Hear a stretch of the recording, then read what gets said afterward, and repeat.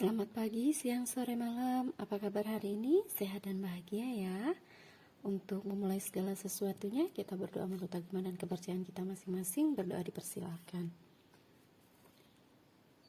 Selesai.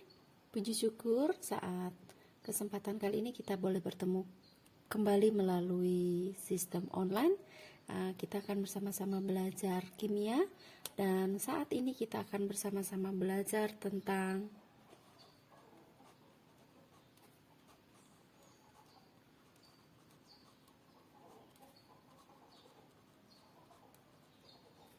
sifat koligatif larutan.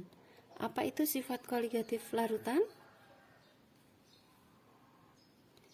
Sifat koligatif larutan adalah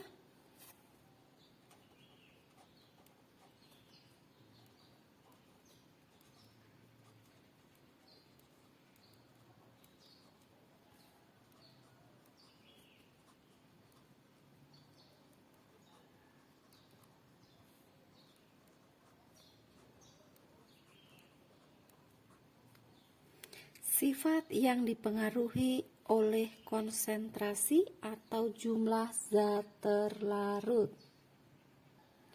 Selanjutnya, apa saja yang menjadi sifat-sifat koligatif larutan?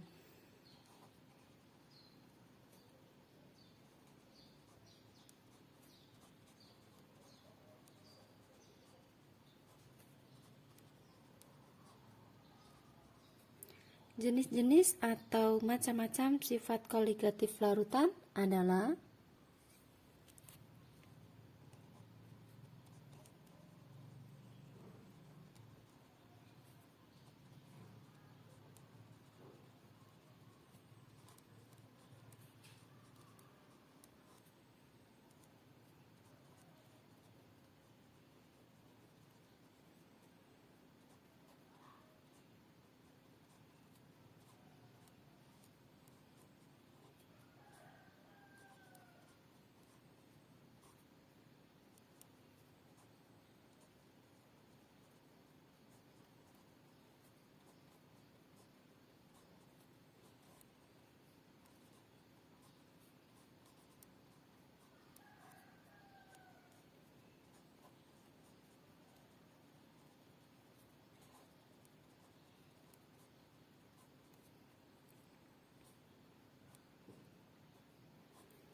ada 4 sifat koligatif larutan. Yang pertama, penurunan tekanan uap delta P, penurunan titik beku delta TF atau frost ya.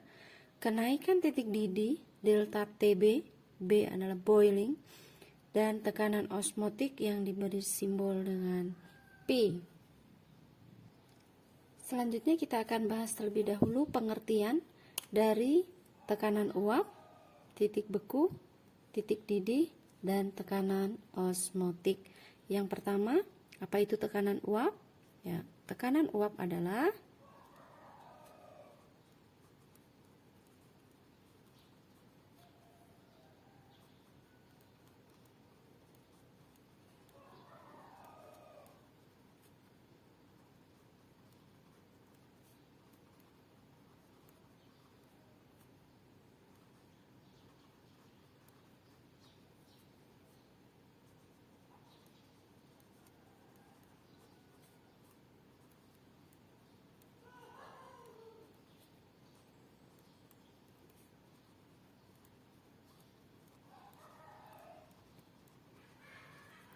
tekanan uap adalah kecenderungan suatu cairan untuk menguap atau mengubah fase zatnya yang semula cair ya, karena cairan menjadi gas. Berikutnya, titik beku. Apa itu titik beku? Ya. Titik beku adalah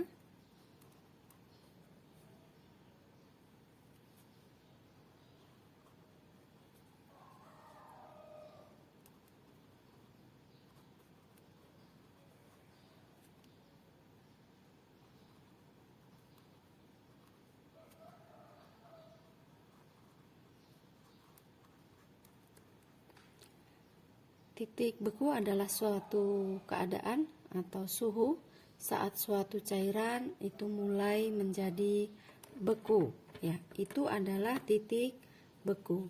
Selanjutnya, titik didih. Apa itu titik didih?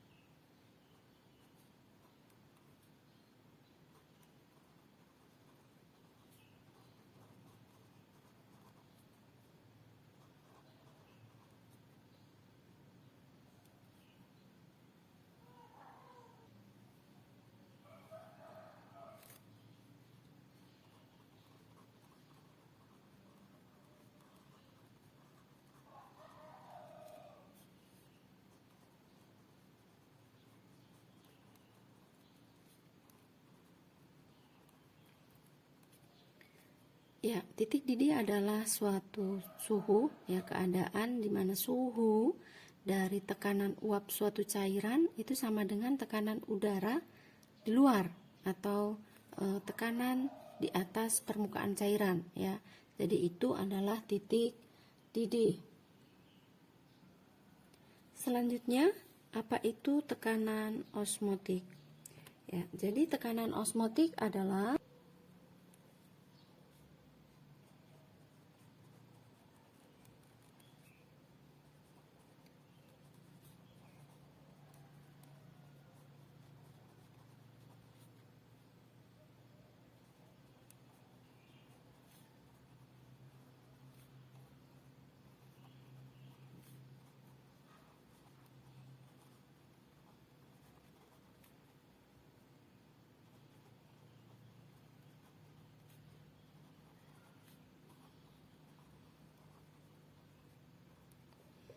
tekanan osmotik adalah tekanan yang diperlukan untuk mencegah terjadinya peristiwa osmosis. Nah, osmosis itu sendiri apa? Osmosis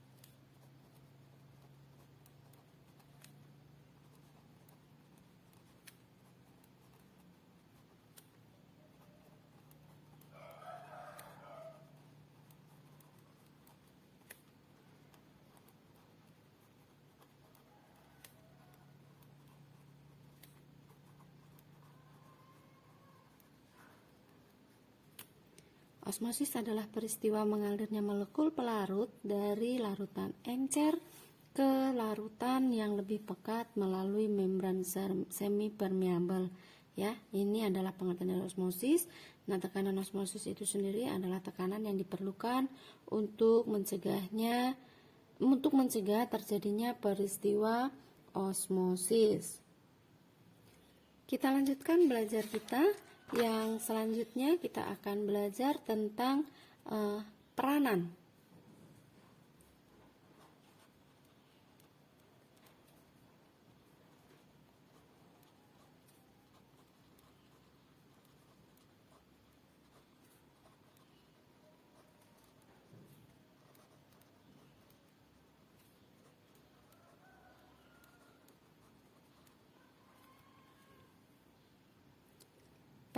Peranan sifat koligatif larutan dalam kehidupan atau pemanfaatan atau bukti real bahwa sifat koligatif larutan itu ada dalam kehidupan dan kenapa menjadi penting untuk kita pelajari. Yang pertama, kita mulai dari tekanan uap. Apa penerapan dari tekanan uap? Yang pertama adalah tekanan uap ini ada kaitannya atau dipraktekkan itu dalam proses destilasi bertingkat. Ini dalam pengolahan minyak bumi, pemisahan minyak bumi. Itu menggunakan aplikasi dari penurunan tekanan uap dan juga kenaikan titik didih ya di sini. Jadi ada titik didih juga ke arah ini juga. Kemudian untuk penurunan tekanan titik beku, penurunan titik beku ini aplikasinya dalam pembuatan es.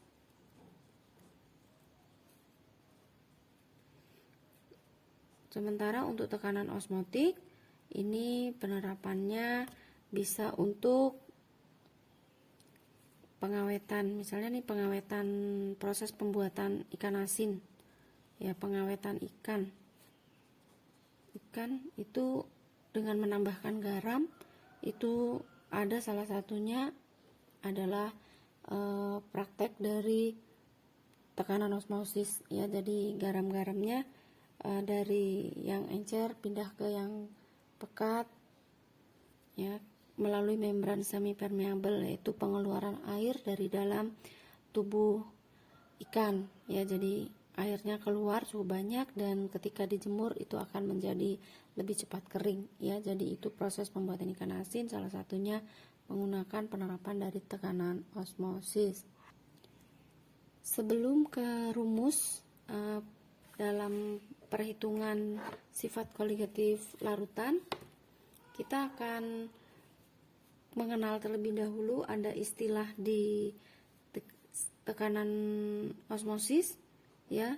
Jadi ada istilah tentang isotonis,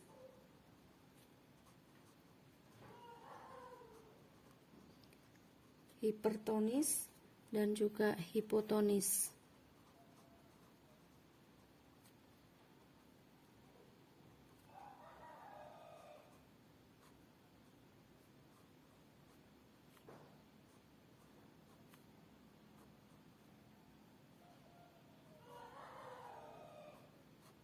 Mohon maaf.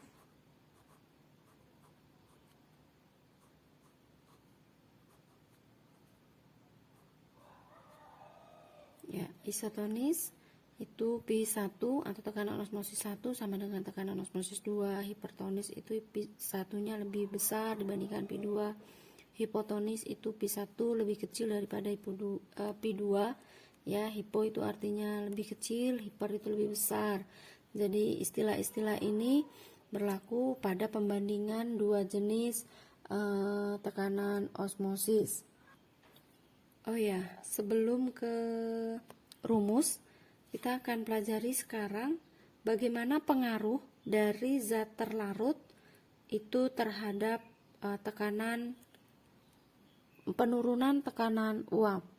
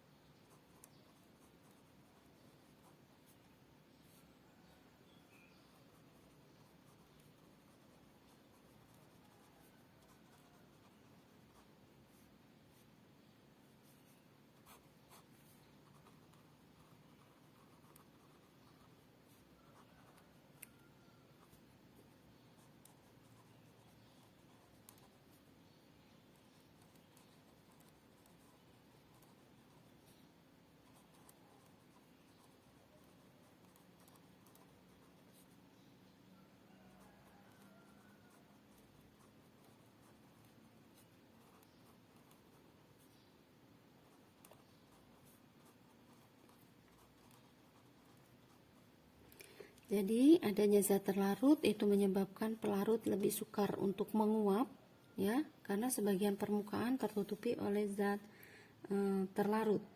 Dari sini dapat disimpulkan bahwa tekanan uap larutan itu lebih kecil daripada tekanan uap pelarut.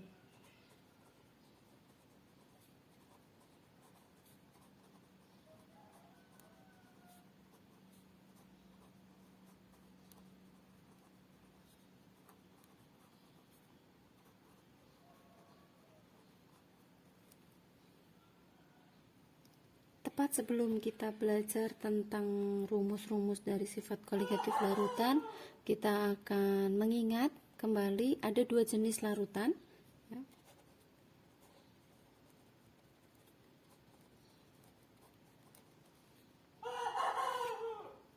Yaitu ya ada dua jenis larutan. Yang pertama ada larutan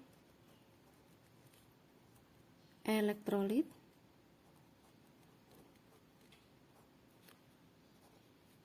dan larutan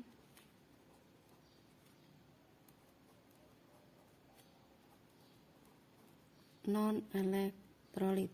Kenapa kita membahas hal ini? Karena ternyata nanti pada perhitungan sifat koligatif larutan, pada larutan elektrolit dan non-elektrolit ada perbedaan, yaitu dimana nanti larutan elektrolit itu akan dikalikan dengan faktor I yang disebut dengan faktor Van Hoff. Van Hoff. Ya, ini namanya faktor Van Hoff. Faktor Van Hoff ini adalah pembeda nanti dari larutan elektrolit dan non-elektrolit. Mengapa? Karena pada larutan elektrolit itu ada dihasilkan ion. Ya, rumus dari I sendiri, I ini adalah 1 ditambah N-1 dikali alfa. Jadi I adalah faktor Van Hoff, kemudian N, ya, N ini adalah ion, ya, ion. Sementara alfa adalah derajat ionisasi. Ada tips untuk mengingat tentang perbedaan nanti ya dari I pada elektrolit lemah dan elektrolit kuat ya, karena elektrolit ada dua macam juga ya, ada elektrolit kuat dan elektrolit lemah. Untuk elektrolit kuat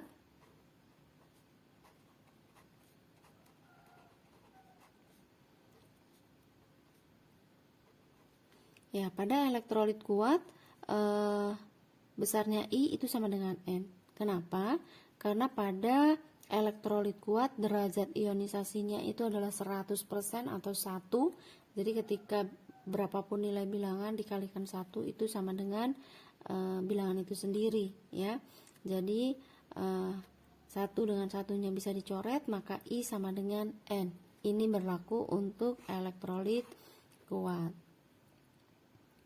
Nah, selanjutnya kita lanjutkan belajar kita dengan lebih lagi mempelajari tentang rumus-rumus ya yang ada pada sifat koligatif larutan.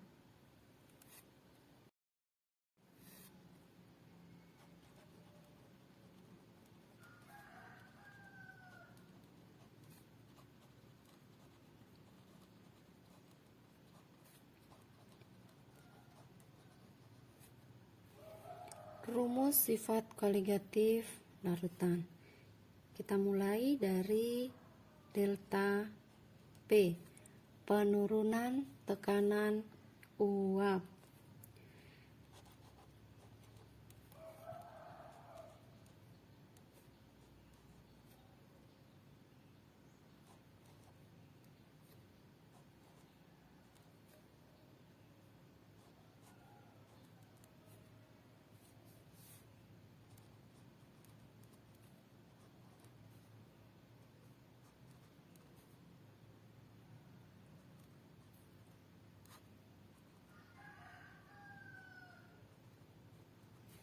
Ya, delta P sama dengan P0 dikurang P, P sama dengan P0 dikurang XP, atau P sama dengan P0 dikurang NP per NT ditambah NP. Ya, perlu diingat ya, di pembelajaran sebelumnya XP adalah fraksi mol, N ini adalah mol, jadi mol pelarut, mol terlarut, mol pelarut.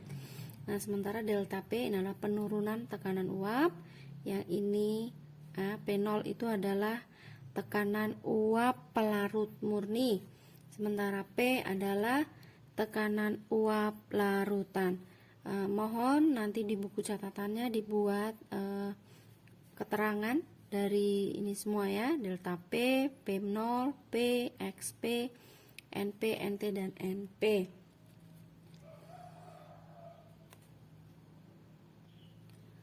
Selain delta P sama dengan P0 dikurang P, delta P dapat dicari juga dengan rumus P0 dikali dengan XT ya, fraksi mol terlarut ya. Kalau di dijabarkan sama dengan yang ini, P sama dengan P0 kali dengan NT per NT plus NP. Nah, rumus-rumus ini berlaku untuk larutan non elektrolit ya. Jadi ini untuk non elektrolit. Bagaimana dengan yang elektrolit? Ada faktor Van Hoff ya, ada faktor Van Hoff. Nah, untuk faktor Van Hoff pada penurunan tekanan uap itu masuk pada perhitungan molnya ya. Jadi untuk larutan elektrolit maka delta P itu sama dengan P0 dikali dengan NT dikali I per NT dikali I ditambah dengan NP. Jadi faktor Van Hoff itu masuk sebagai pengali pada mol terlarut ya, tidak pada ujung begini langsung di titik di ujung. Ada banyak buku menuliskan memang ditulis di ujung begitu, tapi aplikasi dari faktor Van Hoff pada penurunan tekanan uap itu masuk sebagai pengali pada mol zat terlarut ya. Jadi yang ini untuk larutan elektrolit ya.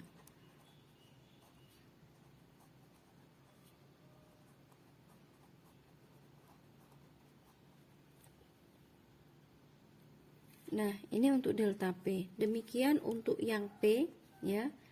P ini sama dengan P0 dikali dengan NP per NT kali I plus NP ya. Nah, ini ya untuk penerapan faktor Van Hoff pada penurunan tekanan uap. Ada tips untuk kita mengingat kalau bingung mana yang dikali dengan XP, mana yang dikali dengan XT, maka kita akan buat kalau nyari P dikali dengan P, kalau delta ya, T dikali dengan T.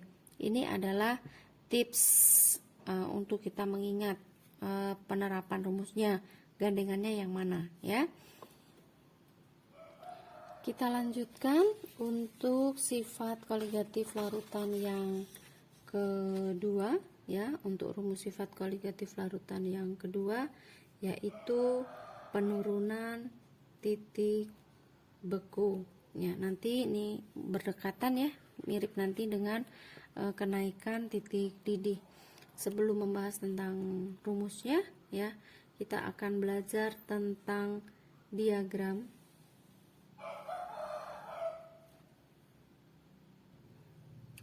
PT air ya, diagram PT air.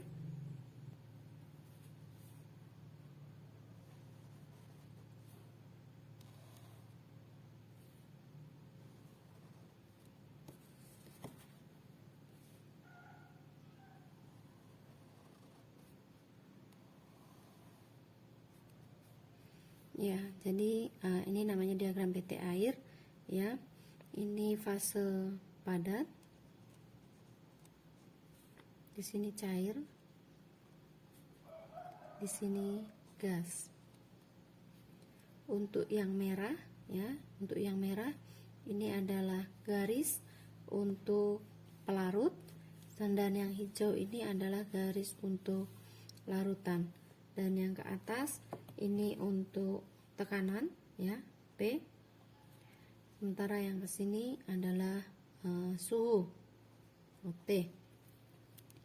Nah, kita anggap saja di sini 1 atm ya, 1 atmosfer ya.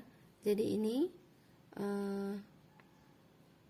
penghubung, ini hubungan untuk titik beku, titik didih, dan juga tekanan uap ya, bahwa ternyata ini ketika ada zat pelarut itu tekanan uapnya turun ya, dari yang merah ke hijau. Ini adalah delta P ya, ini delta P. Nah, ketika turun maka larutan itu akan mengusahakan diri untuk kembali sama ya. Misalnya ini satu nih, ini adalah 1 atmosfer gitu ya. Ketika turun dia akan mengusahakan diri untuk sama, maka pada posisi ini ya, ini kan naik, ini adalah delta TB. Sementara ini malah mundur, turun ya. Jadi ini yang disebut dengan delta TF ya. Jadi ini delta TF. Nah, karena kita sedang mempelajari delta TF, maka adanya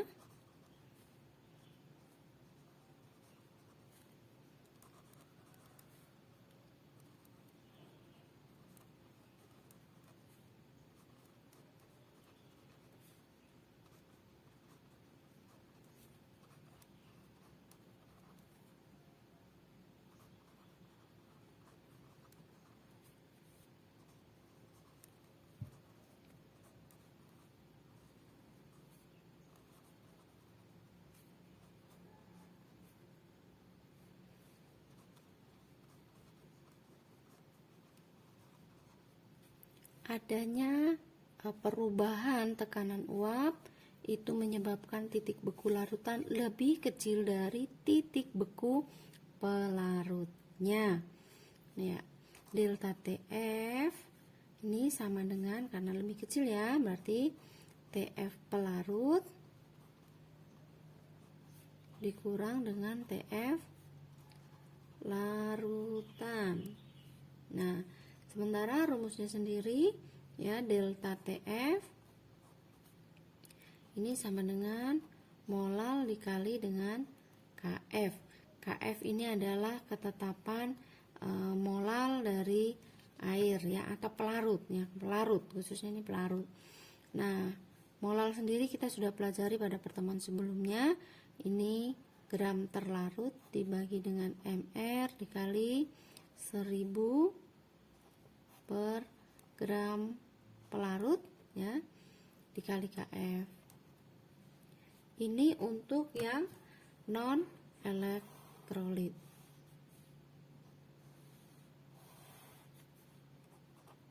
Non elektrolit.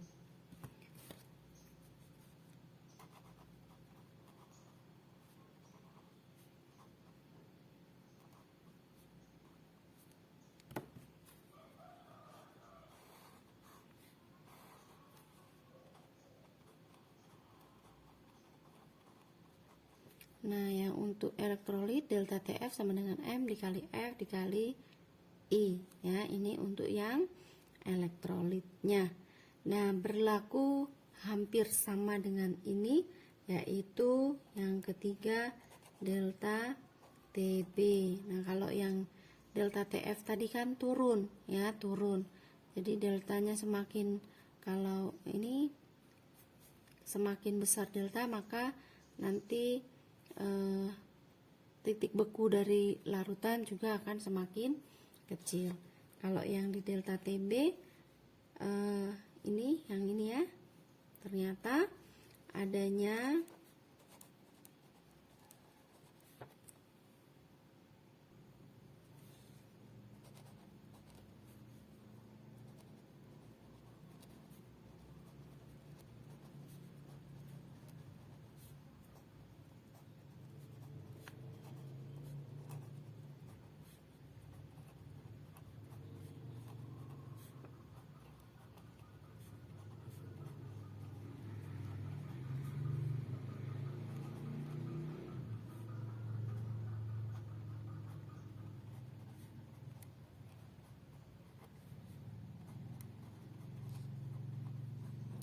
adanya delta P atau penurunan tekanan uap itu menyebabkan titik didih larutan menjadi lebih besar daripada titik mohon maaf bukan beku ya, didih pelarutnya.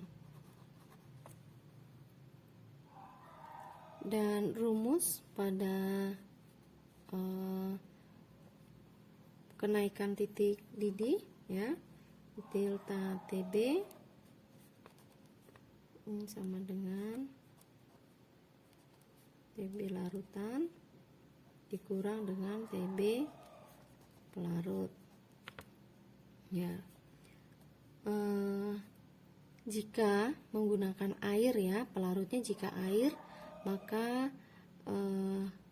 di sini TF pelarut itu adalah 0 derajat, sementara TB pelarut itu adalah 100. Rumus ini dapat diubah juga menjadi begini, TB sama dengan TB pelarut ditambah dengan delta TB.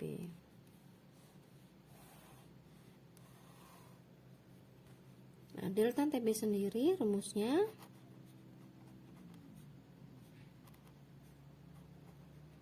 KB ini untuk yang non elektrolit, sementara nanti kalau untuk yang elektrolitnya ini dikali dengan faktor Van Hoff ya. Oke. Jadi ini belum ya, yang ini masih ketiga. Kita lanjutkan dengan yang keempat. Kita lanjutkan dengan yang keempat,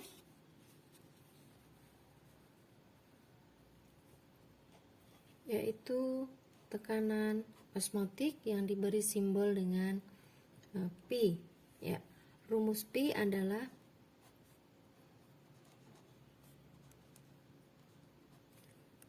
P sama dengan M dikali R dikali T ya.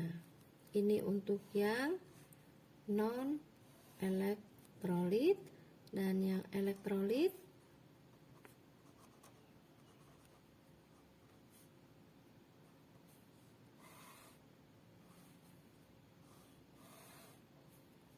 ya, ini untuk yang elektrolit. Apa itu M? M adalah molaritas, R adalah tetapan gas ya, yang nilainya adalah 0,082 liter atmosfer per mol Kelvin ya. Sementara T adalah suhu dengan satuannya derajat Kelvin.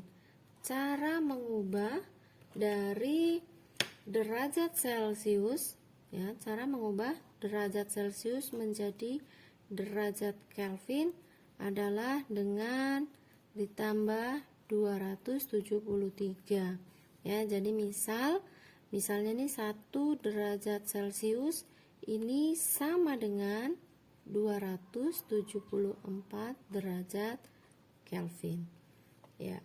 Kemudian I sudah ya, I adalah faktor Van Hoff.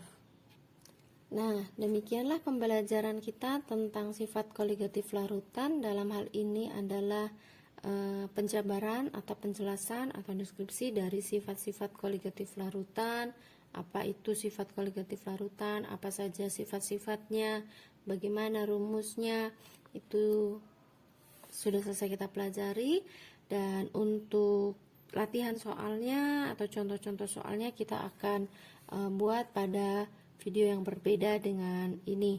Nah, sebagai penutup dari Ibu untuk kita semua, karena ini adalah masih masa pandemi, maka untuk kita menjadi sehat, yang pertama kita mau selalu belajar bersyukur kepada Tuhan apapun keadaan kita.